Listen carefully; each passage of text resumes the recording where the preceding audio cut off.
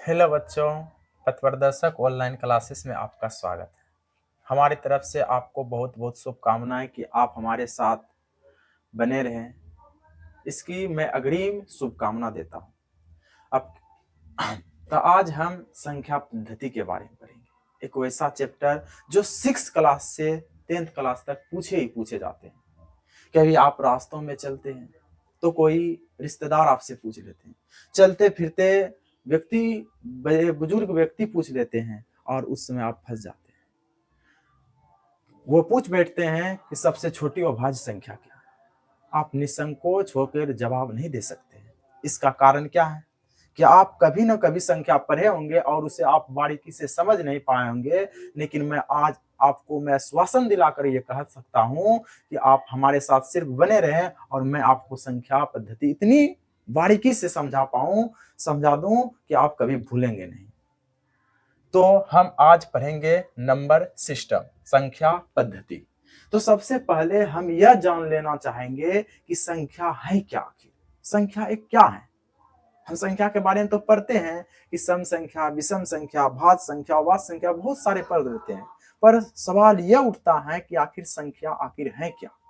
तो संख्या क्या है, ये मनुष्य के मस्तिष्क में उठे वह सवाल है जिसका जवाब आप भी अभी नहीं जानते। तो बताते हैं। संख्या एक अंदाज है। संख्या क्या है? अंदाज है, एक आइडिया है। एक तरह से कह सकते हैं आइडिया है। संख्या एक अंदाज है जो किसी भी सामूहिक प्रश्नों को निर्देशित करने मतलब बतलाने, लिख दिए, बतलाने के लिए जिस निश्चित चिन्हों का प्रयोग किया जाता है तो उसे ही संख्या कहते हैं। अर्थात आप समझ सकें कि देखिए, जैसे आप किसी दुकानदार के पास गए और आप उसे कहें कि दुकानदार जी, आप हमें 5 केजी आलू दीजिए। दुकानदार जी को एक आइडिया आ जाता है, उसके मन में एक निश्चित छवि छप जाता है, निश्चित चिन्ह का छवि छप जाता है कि 5 केजी इस तरह से होते हैं, 5 केजी इस तरह से होते हैं। उनके मन में आ जाता है, उसको एक अंदाज भी मिल जाता है कि हमें कितनी थैला में करना है आलू, और वो आप 5 केजी करते हैं, आपको तौल के आपको दे देते हैं। तो क्या मैं ये आपसे पूछ सकता हूं कि संख्या एक अंदाज है जो किसी भी सामूहिक, यानी कि केजी, जो आपसे आलू खरीदे आप तो वो केजियों का समूह था, केजी किलो का समूह था, और वो कितने किलो था? 5 किलो था, और आपको दे दिया और आप चले आए घर। तो संख्या क्या है? एक अंदाज है। जैसे आप समझ सकते हैं कि ये देखिए, जैसे ये नींबू है, क्या है? आप बताएंगे सर ये नींबू है। तो क्या मैं ये पूछ सकता हूं कि ये नींबू कितने का समूह है? तो आप अवश्य बोलेंगे सर 1 2 3 4, 4 का समूह है। और हम आपसे ये कहें कि 4 कैसे होता, आप इसे लिख के दिखाइए, तो आप अवश्य लिखेंगे सर 4 तो इस तरह से होते हैं। देखते हैं 4 किस तरह से होते हैं, तो आप अवश्य बोलेंगे सर 4 इस तरह से होते हैं। क्या मैं यह कह सकता हूं कि 4 इस तरह से क्यों होता है?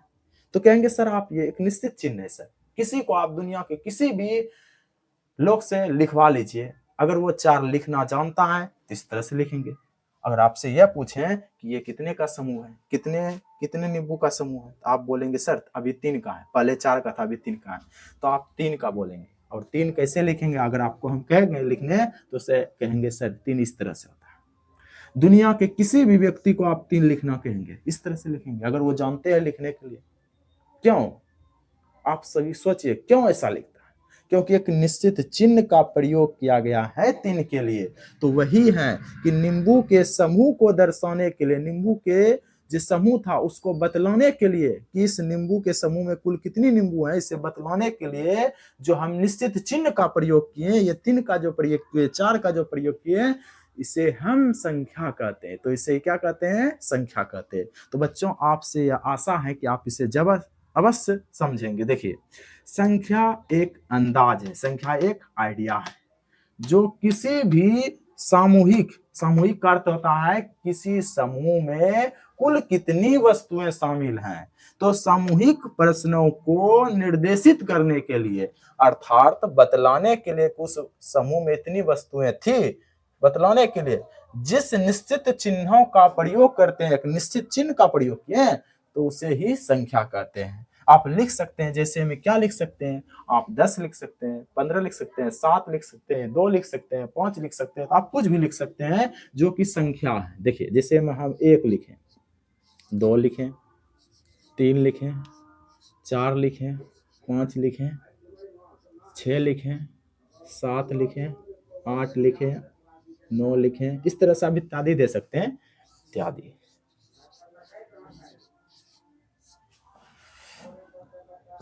ठीक, आप इत्यादि दे सकते हैं। तो आप समझ चुके होंगे संख्या क्या है। अब आपसे यह पूछा जा सकता है कि कुल अंक जो होते हैं, अंक हम किसे कहते हैं, जो मूल्यतः एक फॉर्म में हो, एक फॉर्म में 10 में 2 अंक आ जाते हैं, तो उसे हम अंक नहीं कह सकते हैं, लेकिन उसे संख्या हम कह सकते हैं।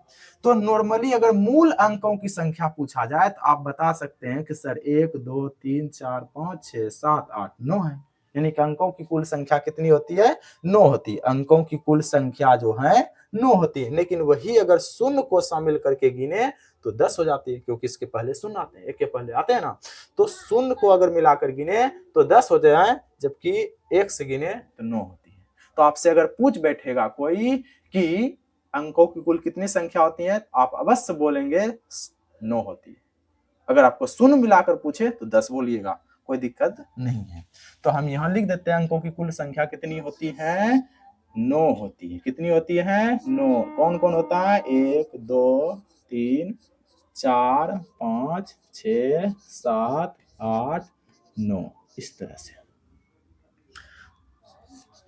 तो मैं आशा करता हूं बच्चों कि आप संख्या समझ गए, और मैं अब अगले टॉपिक की तरफ चलता हूं। अगला टॉपिक रहेगा प्राकृत संख्या। तो जैसा कि बच्चों आपने अभी पढ़ा संख्या के बारे में, संख्या बता भी दिए संख्या किसे कहते हैं, लेकिन अब उन्हीं संख्याओं के कई प्रकार होते हैं। उन्हीं प्रकारों में से ये एक है प्राकृत संख्या। तो प्राकृत संख्या किसे कहते हैं, अगर आपसे ये पूछें प्राकृत संख्या किसे कहते हैं, तो अभी आप जवाब नहीं दे पाएंगे।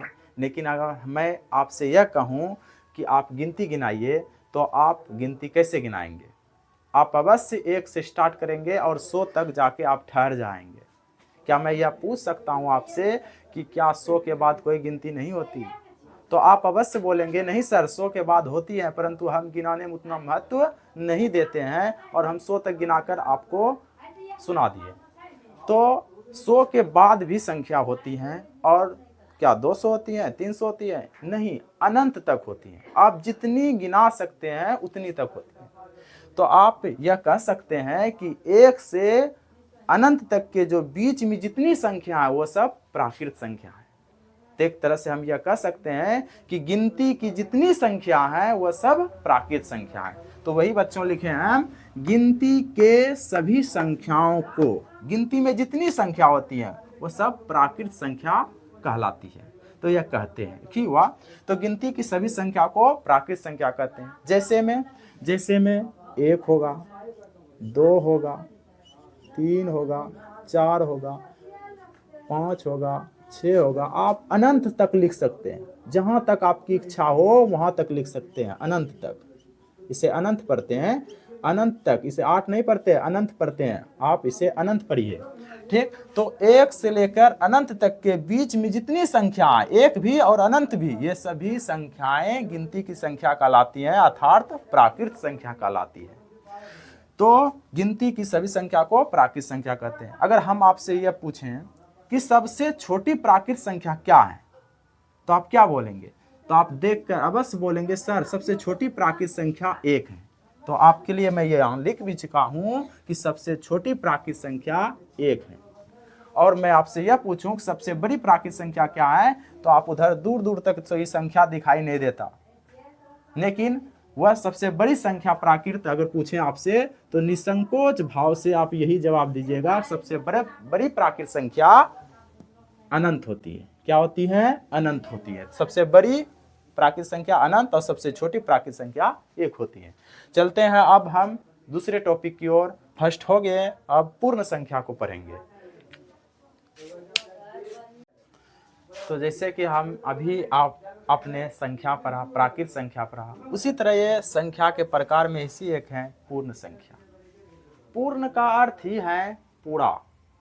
जिसके शामिल होने से दुनिया की कोई भी संख्या लिख सकते हैं, उसे उस सभी संख्याओं के समूह को हम पूर्ण संख्या कहते हैं।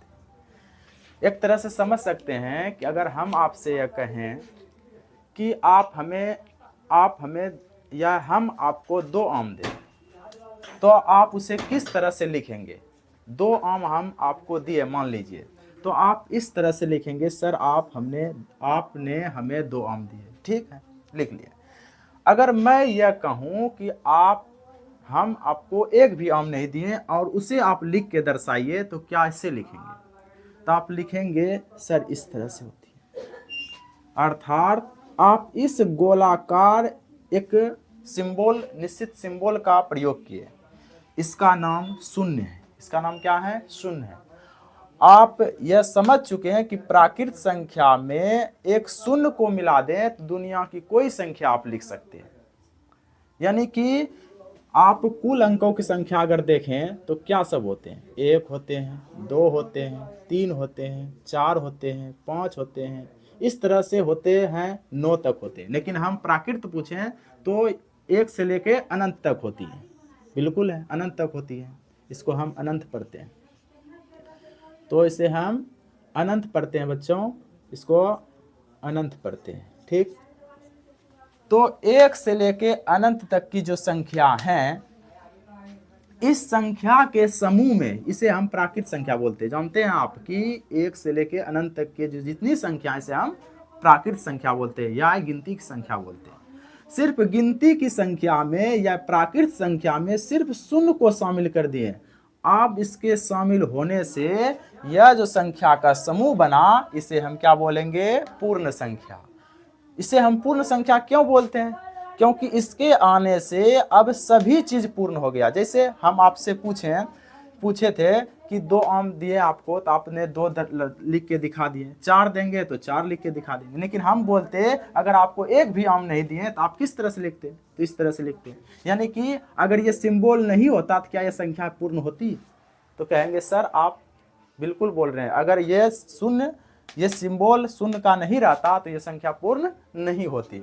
तो जिसके आने से संख्या पूर्ण हो गई, प्राकृत संख्या में जिसके आने से संख्या पूर्ण हो गई, इस संख्या के समूह को पूर्ण संख्या कहते हैं, यानी पूरा हो गई। जिसके आने से प्राकृत संख्या पूरा हो गई उसे हम पूर्ण संख्या कहते हैं। तो ये जितनी संख्या है ये पूर्ण संख्या है। तो अब आपसे यह पूछे कि सबसे छोटी प्राकृत संख्या क्या है, तो आप बताएंगे 1 है। सबसे छोटी पूर्ण संख्या क्या है? तो आप निसंकोच भाव से बोलिए कि सबसे छोटी पूर्ण संख्या सर शून्य है। तो देखिए आप लिख दिए, सबसे छोटी पूर्ण संख्या 1 है, सॉरी शून्य। क्या है? शून्य है। सबसे छोटी पूर्ण संख्या शून्य है। और सबसे बड़ी पूर्ण संख्या आपसे पूछे तो अनंत है। तो जवाब दीजिएगा, सबसे बड़ी पूर्ण संख्या अनंत है। तो अभी हम पूर्ण संख्या पढ़े, अब हम अगला टॉपिक पूर्णांक के बारे में पढ़ेंगे। जैसा कि बच्चों हमने अभी संख्या के बारे में पढ़ा और पूर्ण संख्या पढ़ा, प्राकृत संख्या पढ़ा, अब हम पूर्णांक के बारे में पढ़ेंगे।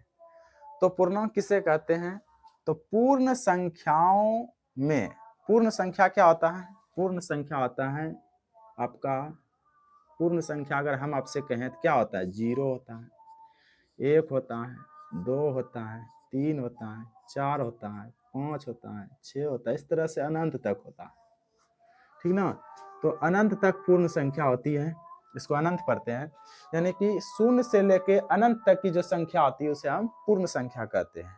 और पूर्ण संख्याओं में ऋणात्मक संख्याओं को शामिल करने के बाद, इसमें ऋणात्मक संख्या अगर हम जोड़ दें, ऋणात्मक मतलब माइनस वाली संख्या जो 0 से छोटी होती है, जैसे में -1 हो गया, -2 हो गया, -3 हो गया, -4 हो गया, ये सब संख्या अगर हम जोड़ दें, -4, उसी तरह से -5 अगर जोड़ दें, ये सब संख्या, यानी कि पूर्ण संख्या में ऋणात्मक संख्या को जोड़ें तो क्या हो गया? पूर्णांक हो गया। यानी कि पूर्ण संख्या के पहले आए जो अंक हैं, यानी कि पूर्ण संख्या के से पहले आने वाले अंक को पूर्णांक कहते हैं, ठीक ना। तो ये जो संख्याओं का समूह बना, इस सब पूरे संख्या को हम पूर्णांक कहेंगे।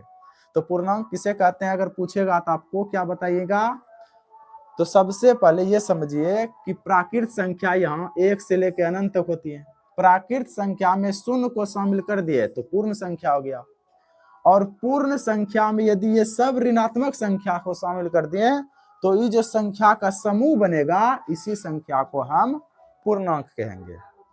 तो बच्चों, हम आपसे आशा करते हैं कि आप ये बात समझ चुके होंगे, और इसका हम फिर से एक बार पढ़ देते हैं।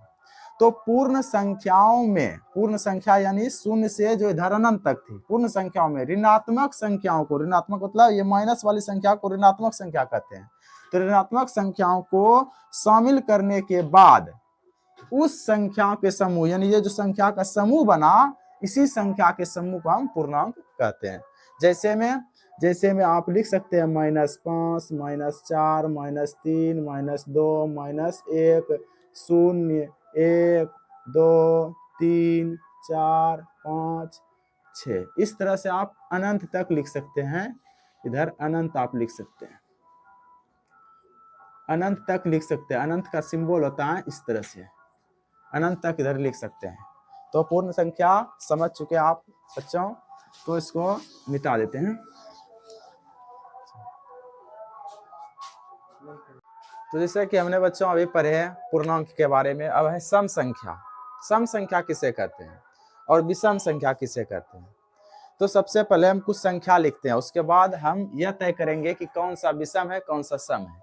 तो संख्या लिखे हैं हम 1, 2, 3, 4, 5, 6, 7, 8, 9, 10। इस तरह से 11, 12 लिख सकते हैं आप। तो आप देख पा रहे हैं कि ये संख्या कुछ लिखा हुआ है, इधर आप और इत्यादि लिख सकते हैं। तो जिस संख्या में आप देखिए यहाँ, वैसी संख्या जो 2 से सम संख्या है, वैसी संख्या जो 2 से पूर्णतः विभाजित हो। विभाजित होना का अर्थ होता है भाग लगे, ठीक ना, तो उसे ही सम संख्या कहते हैं। यानी कि वैसी संख्या जिसमें 2 से पूरा पूरा भाग लग जाए, पूर्णतः मतलब पूरा पूरा, तो उसे क्या कहते हैं, सम संख्या। तो इसमें आप बता सकते हैं कि किन किन संख्या में 2 से पूरा पूरा भाग लगेगा, उसे हम सम संख्या कहेंगे। और वैसी संख्या जिसमें या जो 2 से पूर्णतः विभाजित नहीं हो, उसे हम विषम संख्या कहते हैं। जैसे आप इसमें 2 से भाग देंगे तो पूरा पूरा भाग नहीं आएगा, इसका आएगा कितना, तो 1/2 का जो आएगा 0.5 आएगा। उसी तरह अगर 2 में हम पूरा पूरी भाग देते हैं तो 2 कम 2, 2 कम 2, पूरा पूरा कट जाता है। 3 में भाग देते हैं, 3/2 लिखते हैं, तो इसका भाग आएगा 1.5 आएगा कुछ, ठीक। इस तरह से 4 में अगर हम 2 से भाग दें तो कट जाता है 2 बार में। यानी कि वैसी संख्या जिसमें 2 से पूरा पूरा भाग लगे उसे सम कहेंगे, और वैसी संख्या जिसमें 2 से पूरा पूरा भाग नहीं लगेंगे उसे हम विषम कहेंगे। तो इसका उदाहरण क्या होगा, जैसे में इसमें 2 हो जाएगा, उसके बाद 4 होगा, उसके बाद 6 होगा, 8 होगा, 10 होगा, 12 होगा, आप इत्यादि दे सकते हैं। इत्यादि का अर्थ हुआ ऐसा ही आने वाली संख्या, ऐसे, ठीक। अब इसमें विषम संख्या में हो जाएगा आपका 1, 3, 3 हो गया, 5 हो गया, 7 हो गया, 9 हो गया, 11 हो गया इत्यादि। तो ये सभी विषम संख्या है जिसमें 2 से पूरा पूरा भाग नहीं लगे। अब आपसे पूछा जा सकता है कि सम संख्या किसे कहते हैं, तो बता देंगे वैसी संख्या जिसमें 2 से पूरा पूरा भाग लगे उसे सम कहते हैं, जिसमें भाग नहीं लगे उसे विषम कहते हैं। तो स्टार में कुछ लिखिएगा कि सबसे छोटी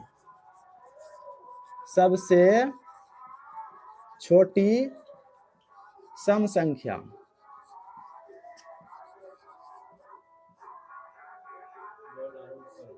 सम संख्या 2, सबसे छोटी सम संख्या 2 है, और सबसे छोटी विषम संख्या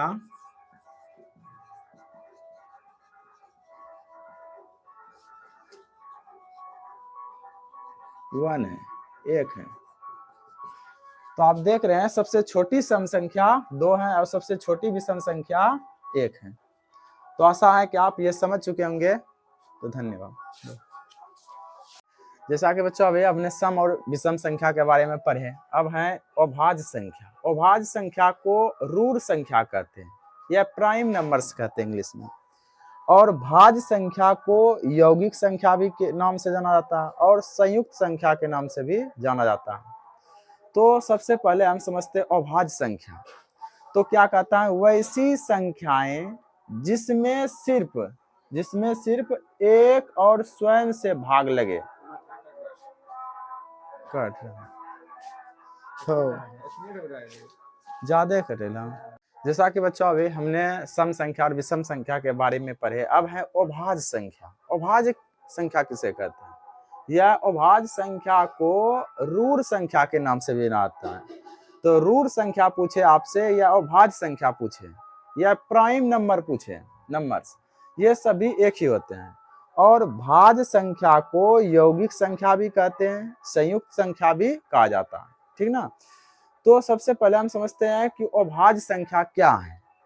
तो वैसी संख्याएं जिसमें सिर्फ एक और स्वयं से भाग लगे, एक और स्वयं से, वैसी संख्या जिसमें एक और स्वयं से भाग लगे तो उसे क्या कहेंगे हम? अभाज्य संख्या कहेंगे। या फिर अथवा के रूप में आप ये भी समझ सकते हैं जिसका सिर्फ दो गुणनखंड हो। जिसका सिर्फ कितना गुणनखंड हो? दो। गुणनखंड किसे कहते हैं?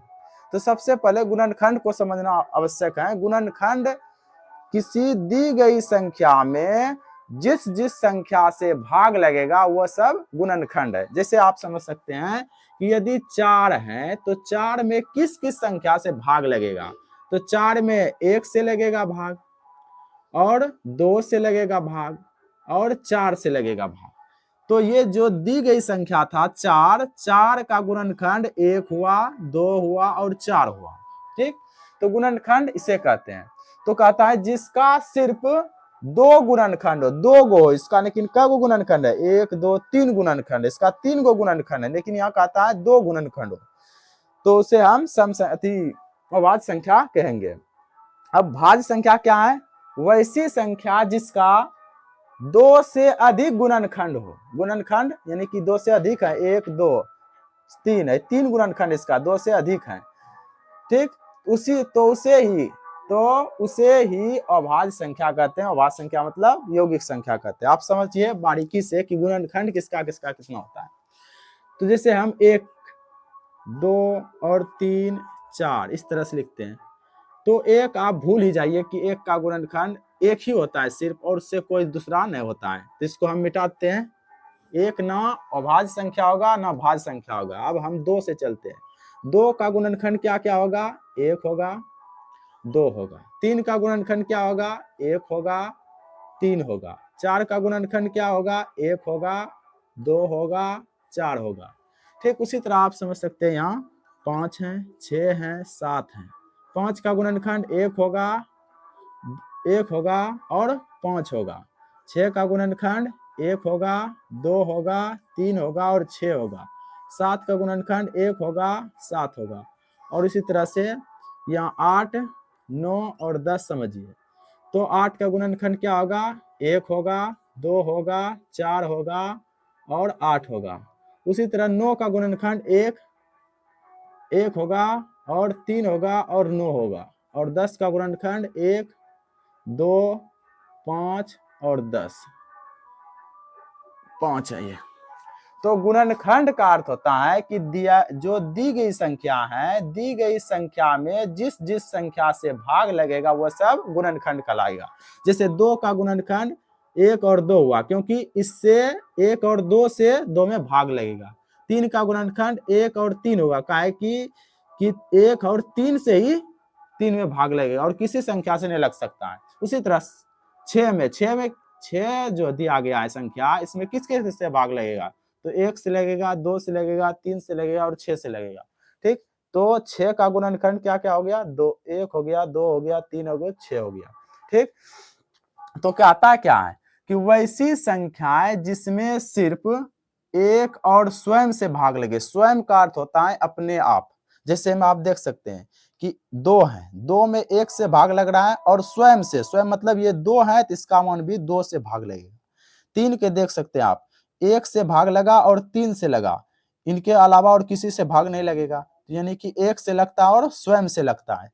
4 में 1 से लगा, 2 से भी लग गया और 4 से भी लग गया, यानी 1 से लगा और स्वयं से भी लगा, लेकिन एगो बेसी भी हो गया, 2 से लग गया, तो ये संख्या अभाज्य संख्या नहीं होगी। क्यों?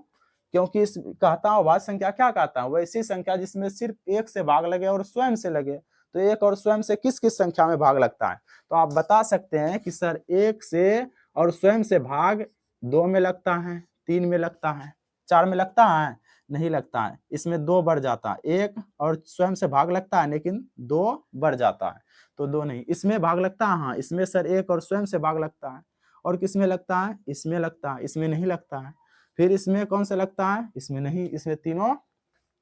फिर 11 हो जाएगा, 11 में आप 1 से भाग दे सकते हैं और 11 से ही लगता है, ठीक। तो आप समझ सकते हैं कि वैसी संख्या जिसमें सिर्फ 1 और स्वयं से भाग लगे तो उसे हम क्या कहेंगे? अभाज्य संख्या। या अथवा के रूप में आप ये भी परिभाषा बोल सकते हैं कि जिसका सिर्फ 2 गुणनखंड हो। इसमें का गुणनखंड है? 1 2। इसमें का गो है? 1 2। इसमें कितना है? 1 2।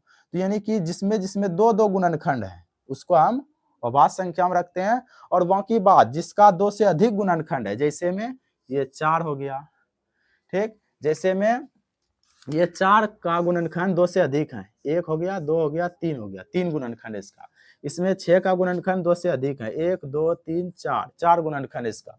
इसमें 8 का भी 2 से अधिक है, 1 2 3 4 गो है, ठीक। ये सब क्या हो गया? ये सब आपका भाज्य संख्या हो गया, जिसका 2 से अधिक। अब देखिए वैसी संख्या है जिसका 2 से अधिक गुणनखंड हो तो उसे हम क्या कहते हैं? भाज्य संख्या कहते हैं। और जिसका 2 से कम गुणनखंड हो, यानी 2 ही हो या 2 जिसका गुणनखंड हो सिर्फ, उसे हम अभाज्य संख्या कहते हैं। तो आप समझ चुके होंगे। अब इसका हम एग्जाम्पल लिख लेते हैं। एग्जाम्पल कैसे होगा? तो इसका एग्जाम्पल हो गया 2, उसके बाद 3, उसके बाद 5, उसके बाद 7, 9 नहीं होगा, 11 हो जाएगा। 11 में 1 और 11 से ही भाग लगते हैं। और कौन होगा? और 13 हो गया आपका। और क्या होगा? 15 भी नहीं होगा, 17 होगा। 17 में 1 और 17 से भाग लगते हैं। और कौन सा होगा? ये 19 हो गया। और कौन सा होगा? 21 भी नहीं होगा, 23 होगा। 21 में 7 से लग जाता है भाग, 3 से भी लग जाता है, लेकिन यहाँ क्या होगा? 23 होगा। उसके बाद क्या होगा? 29 होगा। 27 भी नहीं होगा, 27 में 9 से भाग लग जाता है। इस तरह से आप इत्यादि लिख सकते हैं। तो वैसी संख्या जिसमें 1 और स्वयं से भाग लगे अथवा जिसका सिर्फ 2 गुणनखंड हो तो उसे हम अभाज्य संख्या कहेंगे। और इसमें जितना बचा है ये गोल गोल वाला, उसको हम यहाँ लिख लेते हैं। तो सबसे छोटी अगर पूछे 4 होगा, सबसे छोटी भाज्य संख्या 4 होगा। उसके बाद 6 होगा, उसके बाद 8 होगा, उसके बाद 9 होगा, यहाँ 9 भी होगा, ठीक। उसके बाद 10 होगा, उसके बाद 12, 14, 16, 17 नहीं होगा, फिर 18 होगा, 20 होगा, 21 होगा, ठीक। इस तरह से आप इत्यादि दे सकते हैं। अब इत्यादि मतलब ऐसी संख्या और हो सकती है। तो आप समझ चुके हैं कि वैसी संख्या जिसका 2 से 2 सिर्फ 2 गुणनखंड हो उसे हम अभाज्य संख्या कहेंगे, जिसका 2 से अधिक गुणनखंड हो उसे हम भाज्य संख्या कहेंगे। तब इसमें पूछेगा आपसे कि सबसे छोटी भाज्य संख्या क्या है? तो ऑब्जेक्टिव पूछ सकता है आपसे सबसे छोटी